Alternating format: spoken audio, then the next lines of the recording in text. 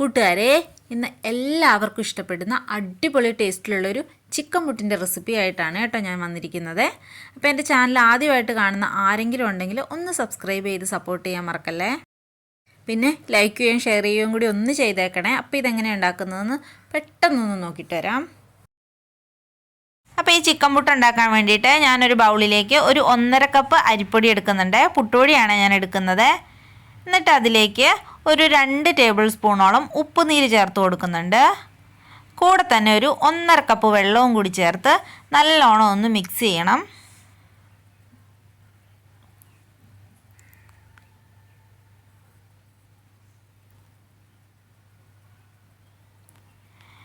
എന്നിട്ട് നമുക്കിതൊരു 15 മിനിറ്റ് ഒന്ന് മൂടി വെച്ച് റെസ്റ്റ് ചെയ്യാൻ വെക്കാം. ഇനി നമുക്ക് പുട്ടിൻ്റെ കൂടേക്ക് വേണ്ട ചിക്കൻ ഒന്ന് റെഡിയാക്കി എടുക്കണം. അതിനായിട്ട് ഞാനിവിടെ ഒരു 150 ഗ്രാം ബോൺലെസ് ചിക്കനാണ് എടുത്തിരിക്കുന്നത്. അതിലേക്ക് ഞാനൊരു 3/4 ടീസ്പൂൺ ഉപ്പ് ചേർത്ത് കൊടുക്കുന്നുണ്ട്. പിന്നെ ഒരു 1/4 ടീസ്പൂൺ മഞ്ഞൾപ്പൊടിയും ഒരു 3/4 ടീസ്പൂൺ കുരുമുളക് പൊടിയും കൂടി ചേർത്ത് നല്ലതുപോലെ തന്നെ ഒന്ന് മിക്സ് ചെയ്തെടുക്കണം എല്ലാം കൂടി. ഇനി ഈ ചിക്കൻ നമുക്കൊരു കുക്കറിലേക്ക് ഇട്ടൊരു 4 വിസിൽ വരുന്നവരെ വേവിച്ചെടുക്കാം. വേണമെങ്കിൽ ഒരു 2 ടേബിൾ സ്പൂൺ വെള്ളവും കൂടി ചേർത്ത് കൊടുക്കാവേ. അപ്പോൾ ചിക്കൻ നല്ലപോലെ തന്നെ വെന്ത് വന്നിട്ടുണ്ട്. ഇനി ഇതൊന്ന് നമുക്ക് പിച്ചി എടുക്കണം. അപ്പോൾ നമ്മുടെ ചിക്കൻ ചൂടാറിയ സമയത്ത് ഒന്ന് പിച്ചി എടുത്തിട്ടുണ്ട്. ഈ ഒരു രീതിക്കാണ് നമ്മുടെ ചിക്കൻ വേണ്ടത്. അപ്പോൾ അതിൽ കുറച്ച് ഗ്രേവിയൊക്കെ ഉണ്ടെങ്കിൽ ഈ ഒരു സമയത്തൊന്ന് മാറ്റിയിട്ട് വേണം പിച്ചിയെടുക്കാൻ. ഇനി ചിക്കന് വേണ്ട മസാല തയ്യാറാക്കാനായിട്ട് ഒരു പാൻ എടുത്ത് അടുപ്പത്ത് വെച്ചിട്ടുണ്ട്. പാൻ ചൂടാകുന്ന സമയത്ത് അതിലേക്കൊരു 1.5 ടേബിൾ സ്പൂൺ വെളിച്ചെണ്ണ ഒഴിച്ചു കൊടുക്കാം. ഇനി ഇതിലേക്ക് നമുക്ക് 1 ടീസ്പൂൺ ഇഞ്ചി കൊത്തിയരിഞ്ഞത് ചേർത്ത് കൊടുക്കാം. കൂടെ തന്നെ 1 ടേബിൾ സ്പൂൺ വെളുത്തുള്ളി കൊത്തിയരിഞ്ഞതും കൂടി ചേർക്കുന്നുണ്ട്. പിന്നെ ഒരു പച്ചമുളക് നടുകെ കീറി ചേർത്ത് കൊടുക്കുന്നുണ്ട്. ഇനി അതിൻ്റെ പച്ചമണമൊക്കെ മാറുന്നവരെ ഒന്ന് വഴറ്റിയെടുക്കാവേ. ഇനി അതിലേക്ക് നമുക്ക് 1 കപ്പ് സവോള ചോപ്പ് ചെയ്തത് ചേർത്ത് കൊടുക്കാം. എന്നിട്ട് ഇതെല്ലാം കൂടി നല്ലപോലെ ഒന്ന് വഴറ്റിയെടുക്കണം.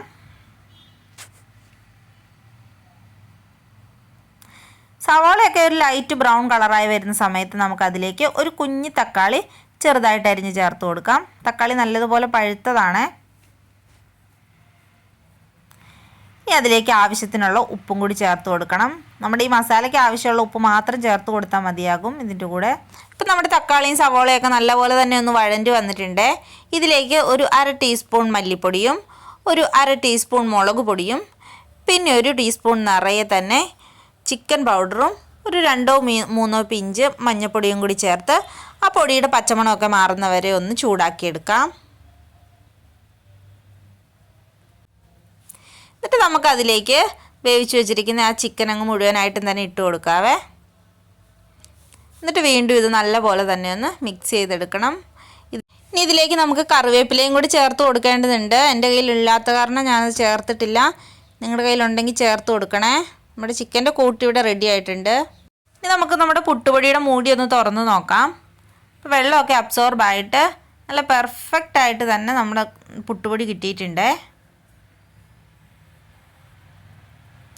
ഇനി അതിലേക്ക് ഞാനൊരു ചെറിയ ക്യാരറ്റ് ഗ്രേറ്റ് ചെയ്തത് ചേർക്കുന്നുണ്ട് ഒരു ഭംഗിക്ക് വേണ്ടിയിട്ട്. അതും കൂടി ഒന്ന് മിക്സ് ചെയ്ത് കൊടുക്കാവേ. ഇനി നമുക്ക് പുട്ടുണ്ടാക്കാനായിട്ട് പുട്ടും കുറ്റി എടുത്തിട്ട് അതിലേക്ക് ആദ്യം ഞാനൊരു 2 ടേബിൾ സ്പൂൺ തേങ്ങ നിറച്ച് കൊടുക്കുന്നുണ്ട്. പിന്നെ നമ്മുടെ ഇറച്ചിയുടെ ആ ഒരു മിക്സ് ഒരു 2 ടേബിൾ സ്പൂൺ.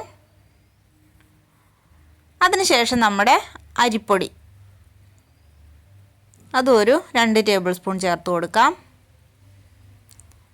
ഇങ്ങനെ ആ പുട്ടുംകുറ്റി നിറയുന്നത് വരെ ഇങ്ങനെ ചേർത്ത് കൊടുക്കുക. പിന്നെ ഒരുപാട് അമക്കി വെച്ച് ഫില്ല് ചെയ്യാതിരിക്കുക, അത് പ്രത്യേകം ശ്രദ്ധിക്കണം. അപ്പോൾ ആവി കയറി വരാനായിട്ട് ഭയങ്കര പാടായിരിക്കും.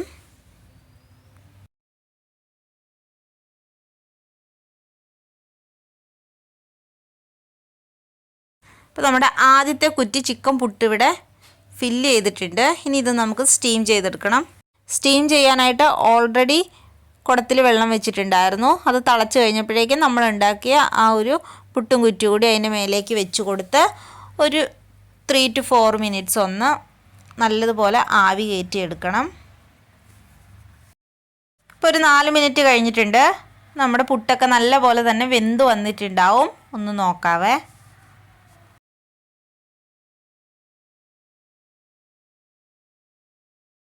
അപ്പോൾ നമ്മുടെ ചിക്കൻ പുട്ട് ഇവിടെ നല്ല പെർഫെക്റ്റ് ആയിട്ട് കിട്ടിയിട്ടുണ്ട്. ഇതിന് പ്രത്യേകിച്ച് വേറെ ഒരു കറികളുടെ ആവശ്യമില്ല. നല്ല ടേസ്റ്റിയുമാണ്. അപ്പോൾ എല്ലാവരും ഒന്ന് ട്രൈ ചെയ്ത് നോക്കിയിട്ട് അഭിപ്രായം പറയണേ. വീണ്ടും ഒരു വീഡിയോ ആയിട്ട് കാണുന്നവരെ ബൈ.